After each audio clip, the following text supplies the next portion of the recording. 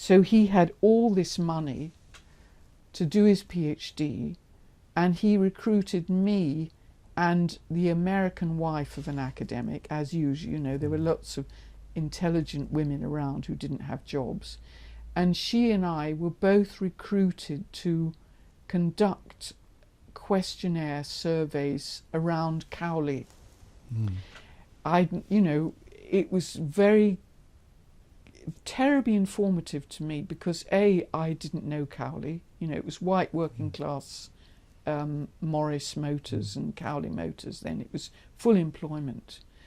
And you had to go to every third house, and you had this questionnaire of about 3 or 4 pages, and it was all about shopping habits. And you had yes, no, don't know. There were preordained answers. And then there was, right at the end, there was 2 inches, any other comments. And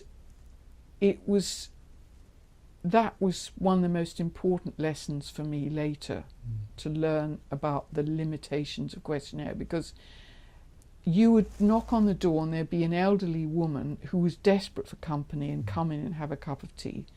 And then you'd say, do you buy your Sunday joint on a Friday or a Saturday? And she'd say, look at me, I live alone. Do you think I'm going to have a Sunday joint? Do you think I can even afford it? I go to the butcher's when it's closing and I might get a chop at a discount. And there wasn't room for those answers. And then I would keep filling up the later paragraph, you see. So that was the most useful, practical lesson in skepticism, with preordained questions.